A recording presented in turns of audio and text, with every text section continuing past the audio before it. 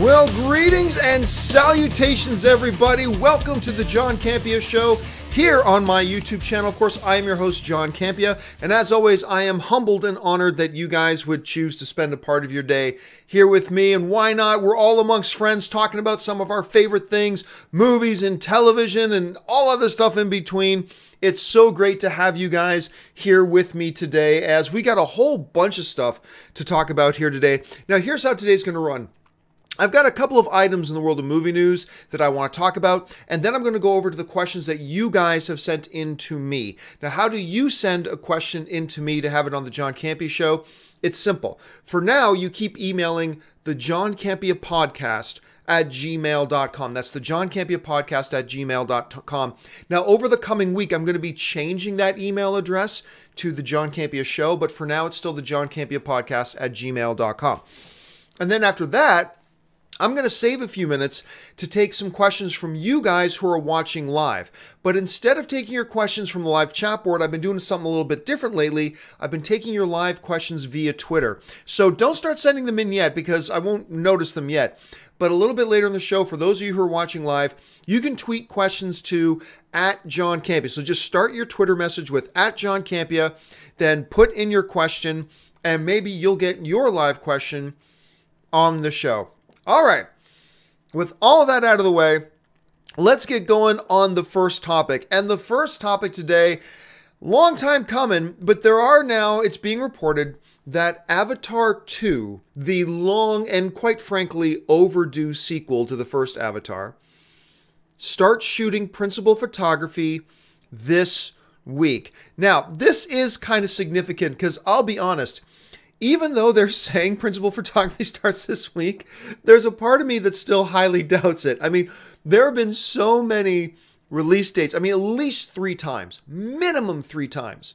They've said when a new Avatar was coming, and then they changed it. At least 3 times. Now, they've been in pre-production on this new Avatar film, and there's going to be 4 new films coming. They've been in pre-production on this for a while, and apparently they're, I guess, at the point now that they're ready to put their actors in front of cameras and actually start shooting this thing. I think this movie is coming minimum 3 years too late. And it's not going to come out till 2020. This is a movie that should have come out this year or last year, and it's not coming out till 2020. I don't think that Avatar, I mean, here's the thing. Avatar is still the worldwide #1 box office movie of all time. Never forget that. It still is. But what was amazing to me, and you guys heard me say this before, is how quickly Avatar seemed to disappear from the collective consciousness of our pop culture. Like, I remember that first Halloween, and Halloween's a pretty good gauge about what's hot in our pop culture. That first Halloween after Avatar came out, it's like every 3rd or 4th person was some kind of Na'vi. Like, every 3rd or 4th person was dressed up like this, right? The second Halloween, though, I saw like maybe 2 or 3 people, and now I don't see it at all. And you don't hear people referencing it like you hear people referencing The Dark Knight, right? You still see every Halloween tons of people dressed up as Joker or Nurse Joker or Batman or whatever, like, or Star Wars, obviously, with it's the biggest pop culture influencer of all time. But you still see a lot of that stuff. It was shocking to me how fast Avatar seemed to disappear from our pop culture collective consciousness. It just seemed to vanish. And I think the longer they've waited, the more it's hurt. Now, look, I am not in the business of doubting James Cameron. Okay? That is a bad business to be in. Being in the doubting James Cameron business is a bad business to be in. I just think this is overdue. It should have come out a long time ago. But hey, it looks like things are finally happening. It's going in front of cameras. There was an unconfirmed report, too, that came out that said these Avatar prequel, or sequels, I should say, are going to cost $1 billion. Now, if you hear that report, be very careful to make sure you understand that's talking about all 4 movies, not $1 billion each. But still, that would mean each movie is coming in at about $250 million. That makes this a hell of an expensive undertaking. Really expensive, but we'll have to see it all comes together. But at least it's going in front of cameras. I'm curious, are you guys still interested in an Avatar 2. First Avatar is a very good film. I liked it very much. Some people complain that it didn't win Best Picture. I don't think it had any business winning Best Picture, although I had no problem with it being nominated for Best Picture. But are you guys looking forward to it, or is it past your date, or are you like, nah, give me Avatar 2 20 years from now and you're still happy? Let me know what you guys think, especially you guys talk amongst yourselves in the chat boards. What do you think about this? All right. Let's go on to the next thing that I found kind of interesting in the world of movie news. And that's, here's the thing. We often hear about actors saying, I'd be interested in being in X movie. And of course they are, because they're working actors and they want a job. But it's not every day that we hear a star of a current series saying, I want this X actor to be in the next one. And that's what's happened here. Apparently, Kingsman franchise star Taron Egerton was doing an interview recently promoting Kingsman 2, and he straight up said, I want Dwayne "The Rock" Johnson in Kingsman 3. I think he's a perfect fit for this franchise. And he went on and on about it. He goes, now, I've talked to the director, Matt Reeves. I've talked to Matt about his ideas for part 3 and the villain in part 3. And yeah, the villain doesn't sound like The Rock, but I still really want The Rock in this franchise. And again, I don't usually like talking about stories where it's like an actor says they want to be in a movie, but this is a little bit different. This is the current star of a franchise saying he wants a specific actor in his franchise. But no duh. How's that for an old phrase? No duh. No duh. The Rock is still the most bankable movie star in the world. Despite Baywatch, okay? The Rock brings a level of charisma and energy and excitement to a movie franchise. And if I'm in a movie franchise, I want The Rock in my franchise. And one of the things that Taron Egerton said, I absolutely agree with, when he said, The Rock just seems like a perfect fit for the Kingsman franchise. Now, I'm not thrilled with Kingsman 2. I've been mentioning that the last few days. I did not love Kingsman 2. I thought it was a big step down from the first Kingsman. I still liked it, and I think there's still going to be a lot of you that really do enjoy it, and I thought it was okay. But that's pretty much my reaction to Kingsman 2 is, it's okay. It's just such a disappointment compared to the first one, but it's the type of movie, once again, that I think a lot of you guys will enjoy. So if you haven't seen it, check it out if you're interested.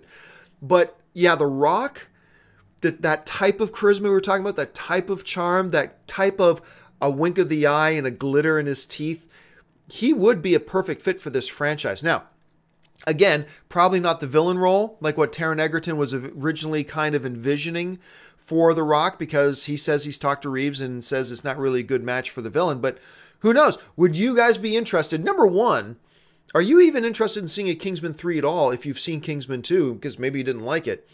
But if you are interested in Kingsman 3, would you think that The Rock would be a nice addition, or do you think it would just be too much? Are you just happy with the cast of characters that you got right now? Let me know your thoughts in the comments section below. All right, guys. With that out of the way, I'm going to now move on to the questions that you guys have emailed in to me. These are the questions that you guys have asked me. So let's get on with it. And the first question from email today comes to us from Kevin Chico, who writes, Hi, John, longtime fan. Thank you so much, Kevin. I was rewatching The Office, and I remember you saying that Ed Helms' character, Andy, was the wrong choice to replace the Michael character. I didn't mind it, but it was a step down. Who would you have chosen to replace Michael, or would you have just ended the show? Thanks a lot for the question, man. And yeah, not long ago, I did a video on my channel that I called the top 10 sitcoms of all time. And obviously this show, The Office, was one of those shows that was on my list. It's just so great. The Office is still one of those shows that I can come home any day, anytime, sit down, just pop on Hulu and pick a random episode of The Office and watch it and laugh my ass off. It's just one of the, I can do that with that and Parks and Rec. I can just put on any episode anywhere. I can even play, I play roulette with it sometimes. Sometimes I bring up the series list and I just hold up my remote and close my eyes and hit random buttons on the remote and then hit OK. And then just watch whichever episode comes up, and I usually end up loving it. That's how good that show was. And you know what? Contrary to popular belief, when Steve Carell decided it was time to call it a day and he left the show, there were a lot of people who said, well, if Steve Carell's leaving, you need to end this show. And I respectfully disagree. I think the cast of characters, now obviously Michael was a major part of that show, absolutely. But I think they had done such a good job over the years developing such a great cast of characters.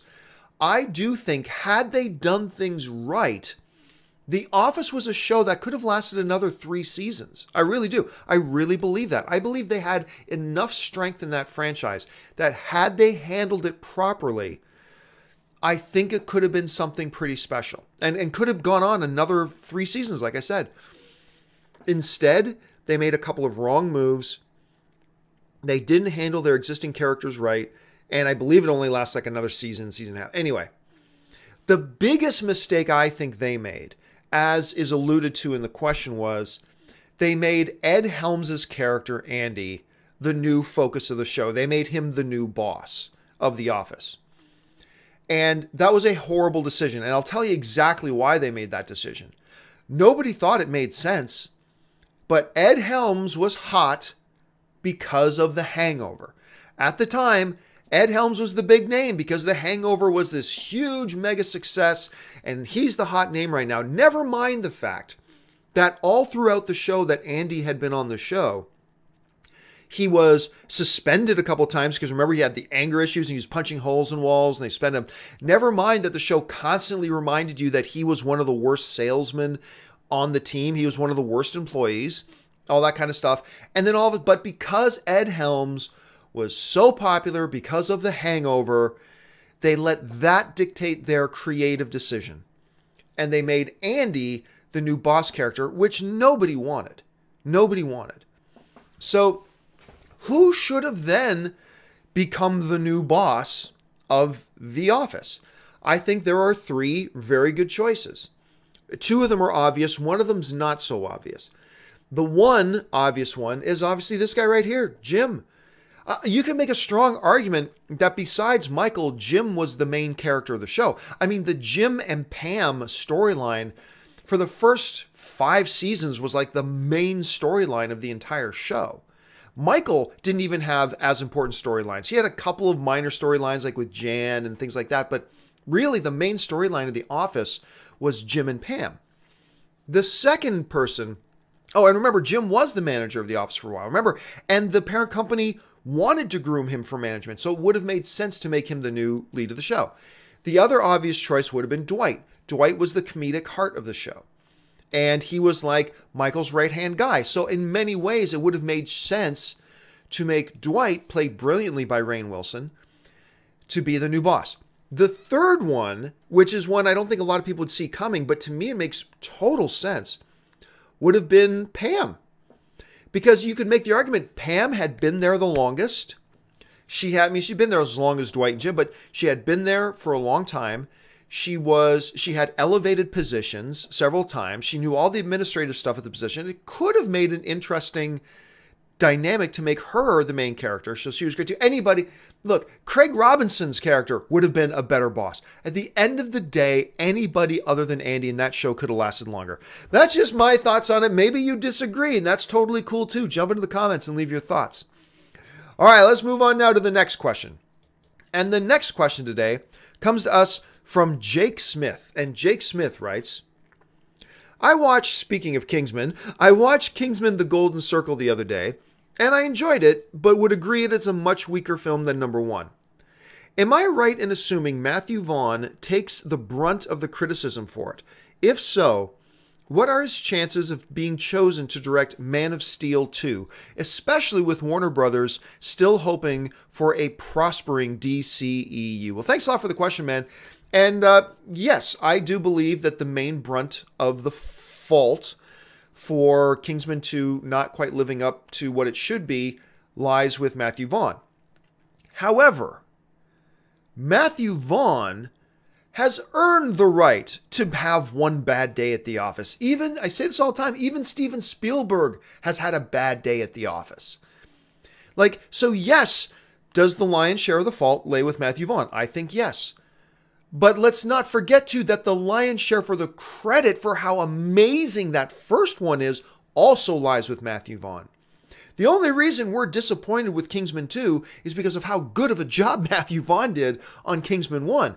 And just because he had one semi-weak day at the office with Kingsman 2, that does not suddenly erase all the other amazing work he's done. Whether you're talking about Kick-Ass or you're talking about Stardust, I still think the most underrated and the most underappreciated film of all time is probably Stardust. X-Men First Class. Look, he's had one bad day at the office. Honestly, I don't know if Matthew Vaughn is going to be picked to direct Man of Steel 2. I know he and other directors have had some conversations with Warner Brothers. So ultimately, at the end of the day, I don't know if he's going to be picked. But I do believe this. I don't believe that anything about Kingsman 2 is going to hurt his chances. And you know, it opened well. It opened to $39 million. Yeah, they were probably hoping for more, but it still opened well. It opened to $3 million more than the first one did. So that's a trajectory you like to see. I don't think it'll make as much money overall as the first one did because it won't have a strong word of mouth. But honestly, just because a director finally has one bad day at the office, and it's not even a terrible day. Like Kingsman: The Golden Circle isn't like a suck fest. It's not totally awful. I still think it's okay. Just because a director has one semi-bad day at the office does not negate this huge resume of success that he already has. So maybe Matthew Vaughn will be selected to direct Man of Steel 2. Maybe he won't. I just believe that regardless if he is or isn't, it'll have nothing to do with Kingsman: The Golden Circle 2. I really don't think so. His resume is just too long and just too good. All right, now let's move on to the next question. And the next question comes to us from Rohit Rao, who writes, "Hey, John. Pro Box Office has released the Justice League is tracking for a $150 million opening weekend and a $330 million domestic total. Could these numbers increase, and what are your thoughts on this?" Well, let's get to the first part of your question. Could those numbers increase? Absolutely, they could increase. Because like I said, we haven't had any real new marketing for Justice League since the Comic-Con trailer. So once they start pushing more marketing, and if that marketing is on the same level as that Comic-Con trailer, because that Comic-Con trailer was outstanding. Once they start doing a heavier push, then absolutely that $150 million number can absolutely go up.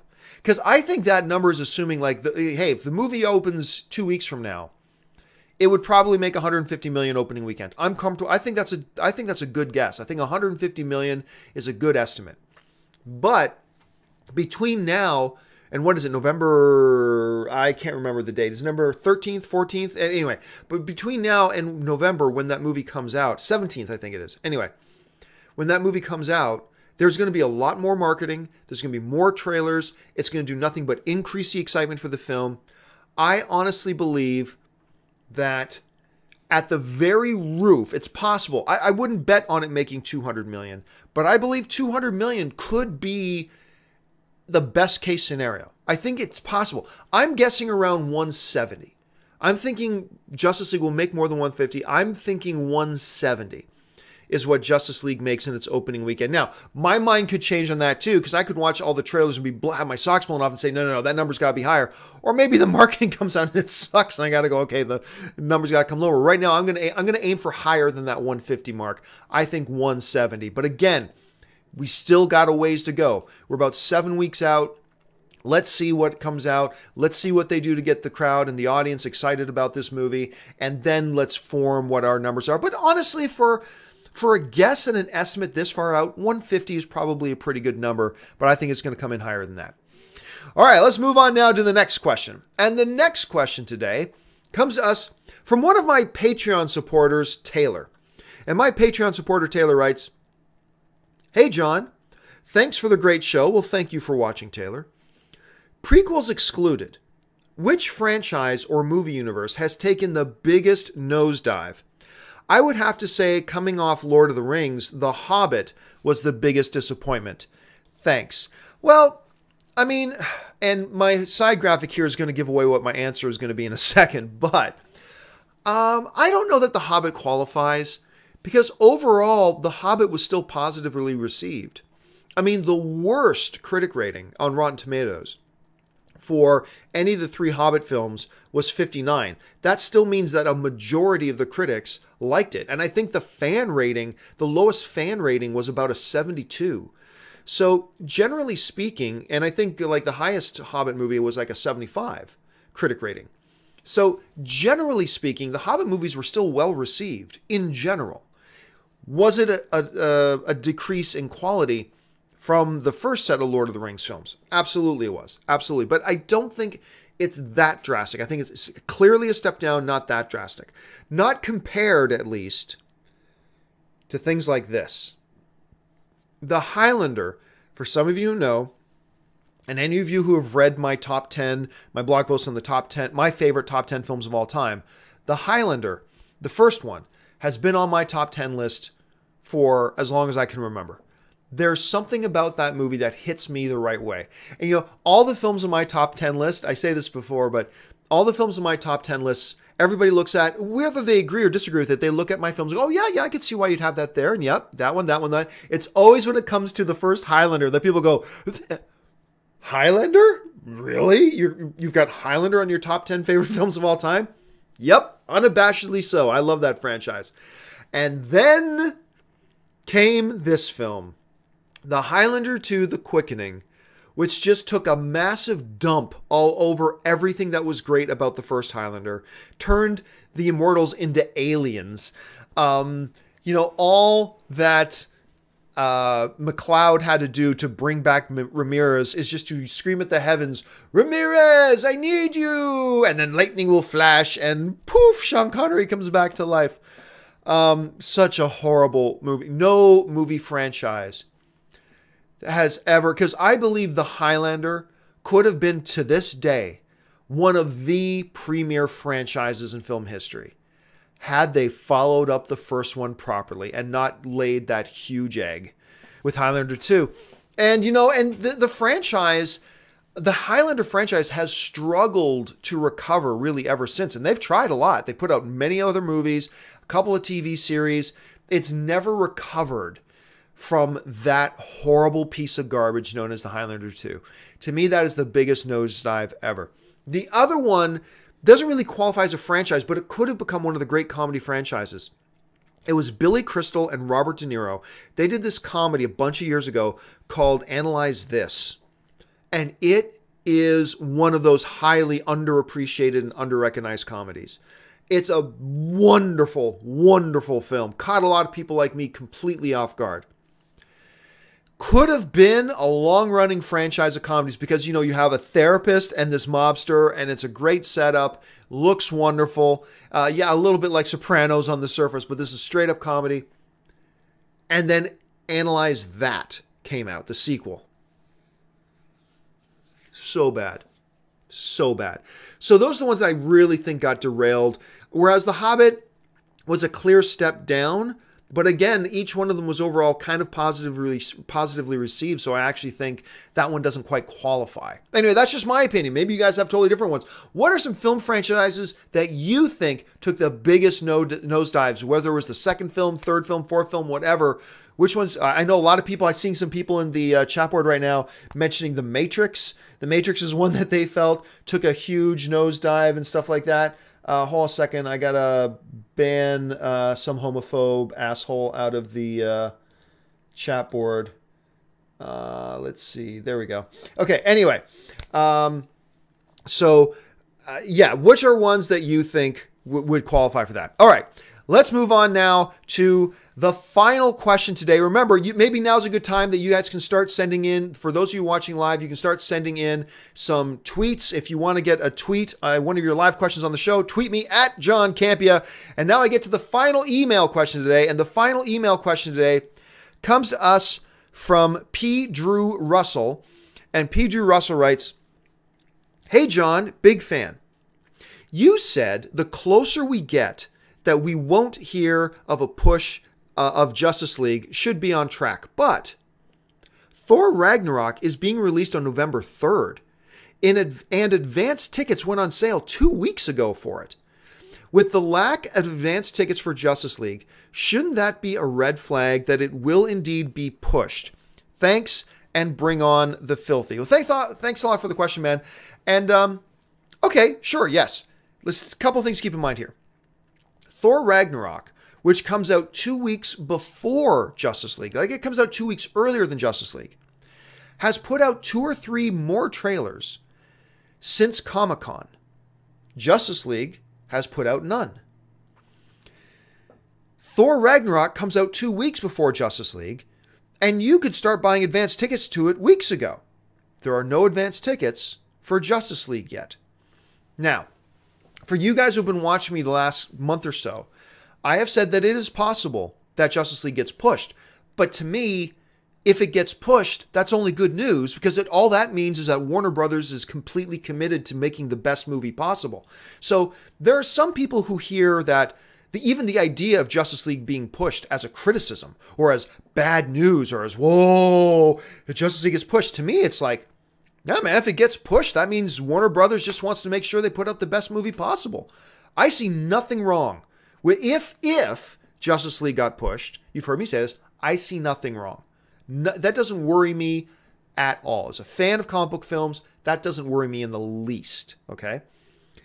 But one of the things I also said before was that I do believe it will make the release date. And every day that passes, every day we get closer to that November release date, I think lessens the chances that it's going to get pushed. Because if you're going to push the release date of a movie, you're going to want to do it as early as you can. Like, you want to announce those pushes as early as you can. And I believe that the closer we get to that release date, the less the chances that the movie's getting pushed.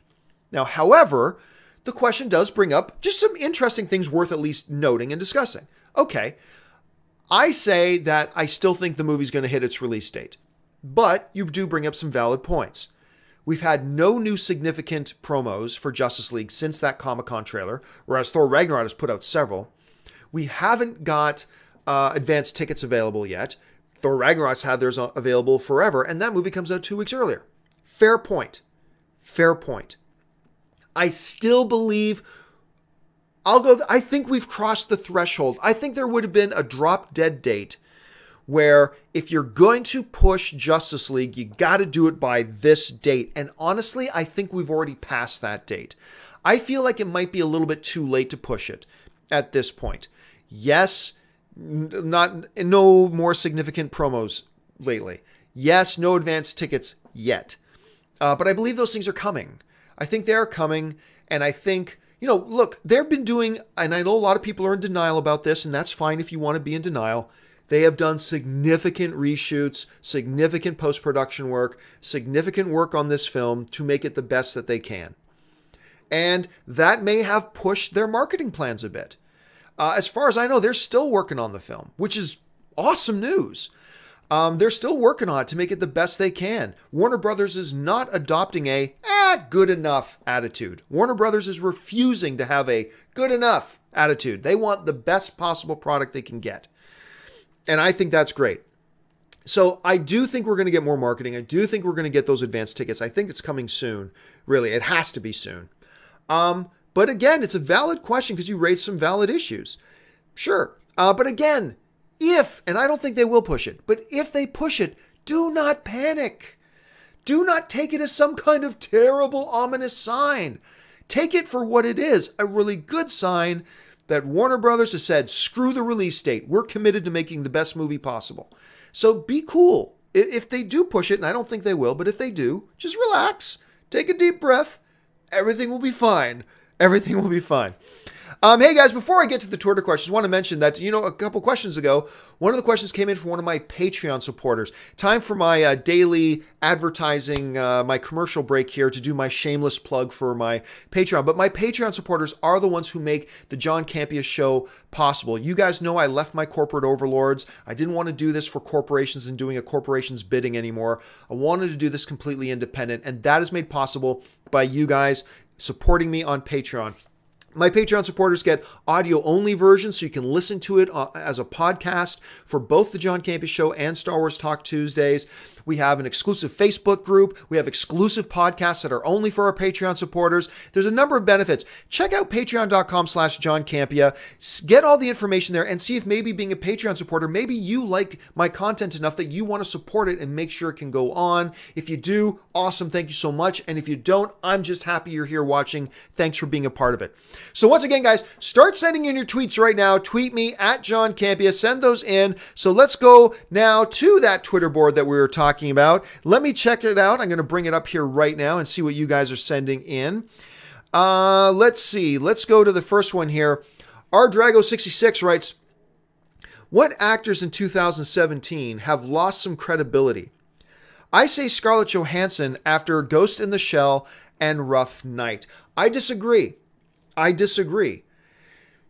Actors cannot be held. Look, all an actor can do is appear in a movie. Like Michael Douglas says, they're all just they're all contractors for hire. They're all just going out to get work. All an actor can do, because an actor doesn't write the movie, an actor doesn't direct the movie, an actor just shows up, are given their character, given some direction by the director, and then give the best character and the best performance they can. I think it is a terrible mistake, and I think a lot of film fans do this.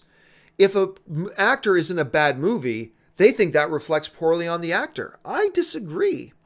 Because I think if you watch Ghost in the Shell, I didn't think it was a very good movie. I didn't. That's fine. But Scarlett Johansson acts her ass off in that movie. So to me, as a film fan and looking at her as an actress, she lost no credibility to me. And if you look at Rough Night, the movie didn't do well. I thought it was kind of funny. It's certainly not going to be one of my most memorable comedies. Although this has not been a great year for comedies. So maybe it is one of the better comedies of the year. I don't know. But I think if you watch her, I think she was quite strong in the movie. So to me, Scarlett Johansson lost no credibility to me there. So I would love it if film fans learn to distinguish the actor's performance with how good or bad the movie is. You know, an actor's performance can elevate a movie, but no matter how good an actor is in a movie, if a movie's a terrible movie, no matter how good that actor is, it's not going to change a terrible movie into a good movie. It's just not. They can hopefully elevate the movie a little bit, but that's the most they can do. And, you know, we make the opposite mistake, too. Sometimes we see a movie that's great, and we just make the assumption, well, then any actor that's in it is wonderful. And that's not true. There are some great movies where there have been some poor acting, not necessarily poor acting, but poor acting choices in it. Just because the movie was great does not mean this person in it was great. And you can all think of a few examples of that. So, honestly, I really can't think of anybody off the top of my head that I think lost credibility this year as far as acting. It's a good question. It was something I'd have to think about, but off the top of my head, I can't think of anybody. Okay, let's go on to the next Twitter question. And this Twitter question comes for us from Ilotes Tio. I hope I'm saying your name right. Sorry if I'm not. Hey, John, what movie makes more money at the box office? Star Wars or Justice League? Not even close. Not even close. Star Wars. Star Wars Episode 9 makes more money. No question, no question, no question. I think Justice League becomes the #1 comic book movie at the box office this year. Absolutely. But anybody who says that Justice League is going to make more money than Star Wars, either their last name is Whedon, or they on their business card it says, representative of Warner Brothers Pictures. Justice League is not going to make more money than Star Wars. It's just not. So that one's an easy one to me. Look, anything is possible. Anything is possible. I'm just saying, I'd be shocked. I think most people would be completely shocked that if that ever happened. All right, next Twitter question. Let's keep this show rolling here. Criticalism writes, I guess that's part 1 of part 2. Says continued. So I don't know the thing, man. Sorry. You got to be able to fit it into one tweet. Okay. So let's move on to the next one here.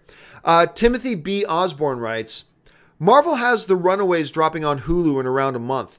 Do you think it's odd there has not been a trailer yet? Yeah. Now, you know me, I'm usually the guy who's like, plenty of time. Don't worry about a trailer yet. Don't worry about promos yet. Plenty of time, plenty of time. We're a little over a month away. Yeah, I think it's a little odd they haven't started promoting this thing yet. I think it's odd. Maybe this is a situation where it gets bumped a little bit. Who knows? But this is a series I'm really looking forward to. I'm a big fan of the graphic novel of The Runaways. And my wife is actually the one who got me into The Runaways. And it's really good. So if you go to my living room, there are like the small trades like of Runaways scattered all over the place. Like if you go around our living room and almost every door everywhere, you'll find at least one of them there. Because like I said, Anne got completely hooked on them. So yeah, okay. Let's move on to the next one. The next one, also from our Drago, says, what actors are being overhyped / forcefully shoved down our throats as the next big thing? Mine is Cara Delevingne. I don't think Cara Delevingne is. I don't remember anybody saying she's the next big thing.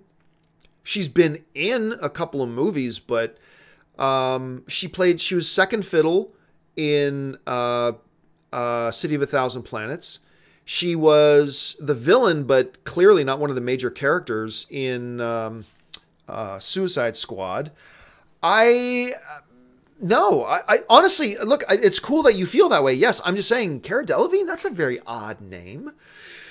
Honestly, the last person, it's difficult to say this actor's being shoved down our throats. Look, an actor getting hired to be in a movie is not the studio shoving them down your throats. I just don't believe in that analogy at all. The last time I should say, that I thought there was a performer being shoved down our throats because nobody was asking for it, and that was Jaden Smith, Will Smith's kid. And I actually thought Jaden Smith was real good in Karate Kid. I'll defend him in that. But it seemed like for a while that, Will Smith was trying to leverage his popularity by forcing studios to make movies to put his kid in, or put his kid in movies. And that is something that studios wouldn't have done on their own organically. That is something that Will Smith, and Will Smith has talked about this. This is not speculation. This is fact. Will Smith kind of backed studios in the corner that he wanted his son in those things, and he wanted to push his son. That is Hollywood, in this case Will Smith, but that is Hollywood trying to push somebody down our throats and make us like him. You will make my kid a big star. And finally, after it didn't work so many times, the studios gave up on it. But again, I actually thought he was really good in The Karate Kid, and I would be interested in seeing Jaden Smith in more stuff. I would just rather see Jaden Smith in stuff that he legitimately gets cast in, and not because his dad forced him or his dad strong-armed a studio into putting him into a movie. I'd be interested in seeing him do more. Just I want to see him getting it on his own, and then let's see, a studio thought he was the best for the role. Okay, maybe he is, maybe he isn't, but at least it was the studio's decision to put him in. Let's actually take a look at this and see how it works out. Because again, I thought he showed great improvement in The Karate Kid. I love that Karate Kid movie. I'm unashamed to tell you I love that Karate Kid movie with him and Jackie Chan. I think it's great. Let's see. Next one comes to us from M. the Gourd, who writes, some of your guys' Twitter handles is just awesome. All right, M. the Gourd writes, if you had to take a guess, what do you think Avengers Infinity War will gross at the box office in total? I say 1.4 billion. I think you're low. And again, this is a wild guess. Do not hold me to this number. There's a lot more marketing to come. We'll have to see at the time. I'm going to guess 1.8.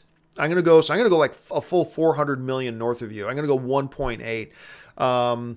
So that's where my guess will be in that. I love, by the way, guys, let me geek out for a second. I'm loving this new Twitter format that you guys can tweet in live and I can get these things on here. Okay, let's see what else we got here. Let's go with this one. Samuel261191 writes, why can't The Rock take a more serious role, like in Faster? I think he has the chops for it. His comedy is cheesy and crappy. Well, I disagree with you. I think his comedy is great. I think he was just like, I thought Central Intelligence was really good and really fun. I think he's been in a few comedies where he was really good. Now, Baywatch was a complete disaster. Absolutely. You're not going to hear me argue about that. But I do agree with you also that he has evolved into a serviceable actor. Like for the longest time, The Rock was just, you use him for his overwhelming charm and charisma. Because there is no actor in Hollywood today that has the pure natural force of nature charisma levels that The Rock exudes from the screen. And that's what he got by on. But little bit by, he worked very hard. He trained very hard, went to a lot of the best instructors, all that kind of stuff. And he worked very hard, and little bit by little bit, his actual acting improved. Then it got to the point where a few years ago, after movies like Faster, and what was the Snitch was another one that I thought he was great in Snitch. The one with his kid, not his real kid, but his on-screen kid. That a few of us, and Pain and Gain, I had to sit back and go, you know what? The Rock now is more than a gimmick. He is more than just a gimmick. He is a legitimately serviceable actor. And that, to me, that's high praise. To me, that's high praise for the amount of work and progress that The Rock has made as an actual actor. Is he a tremendous thespian talent? No, he ain't there yet, not at all. But he has become, after a lot of hard work and a lot of experience, he has become a serviceable actor. And I agree with you. I would be interested in seeing him in more of these films. However, in The Rock's defense, part of Rock's big mystique is his pure physical size, muscle, the action star. And he knows, because he's a smart guy, he has a closing window. It's not like this close, but he has, basically speaking, he has generally his closing window, a certain period of time that he can be this big hulking dude and be in these action films and be in these comedies as well, where being the big hulky dude is part of his gimmick. He's got a limited window on that. So if he figures, you know what, maybe for 10 more years I can do that, and then I've got another 20 years after that I can play the serious stuff. But I agree with you. I would hope to see him pepper in some more of these serious roles. I'd like to see him evolve even more and see where that goes. Let's see. This one comes from AClay19, who writes, do bad movies deserve to do poorly at the box office? And does it encourage other movies to be better? Well, look, obviously, there are horrible movies that have made big money at the box office. The first Johnny Depp Alice in Wonderland, terrible. It's in the $1 billion club.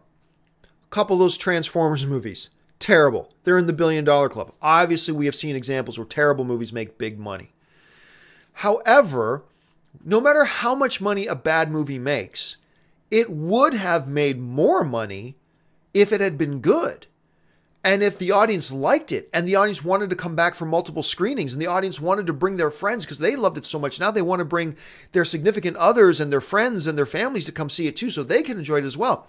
So it is always in a studio's best interest to make a movie as good as you can, because the better it is, the more money it will make.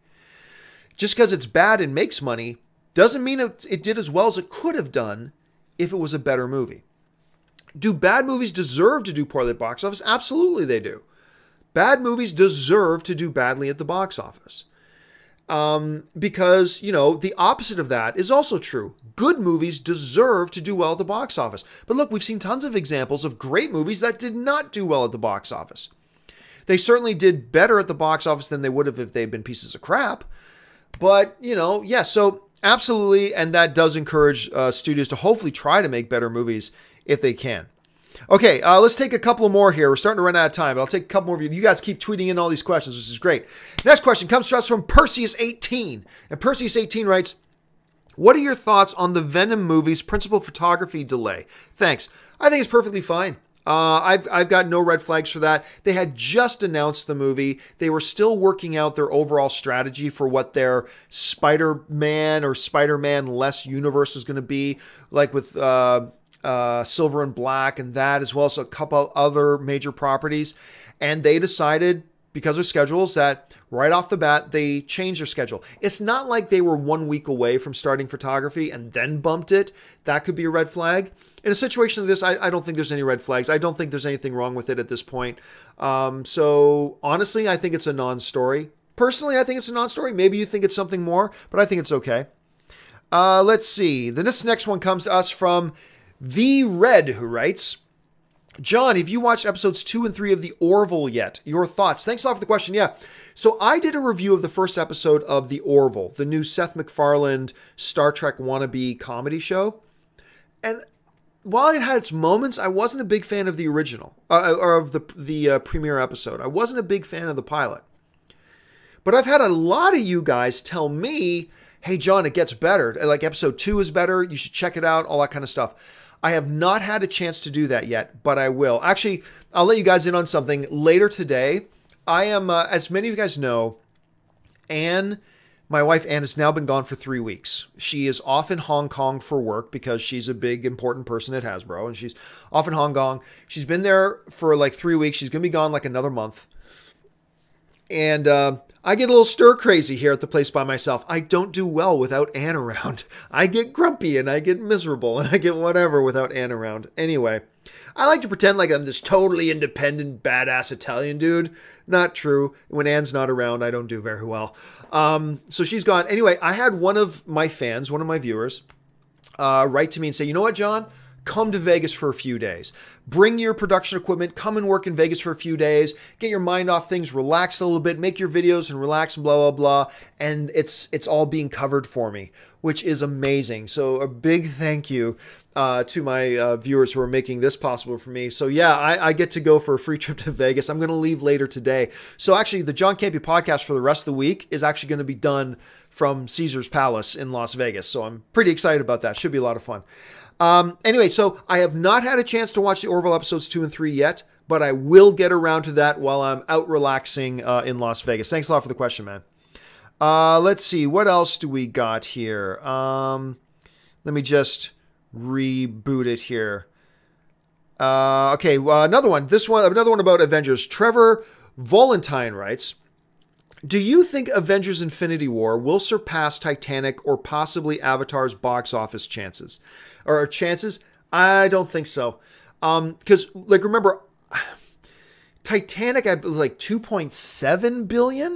You know, let me pull up the exact number. I think, like, not Titanic, Avatar. I think Avatar is sitting at like the 2.7 billion. Let me pull it up here.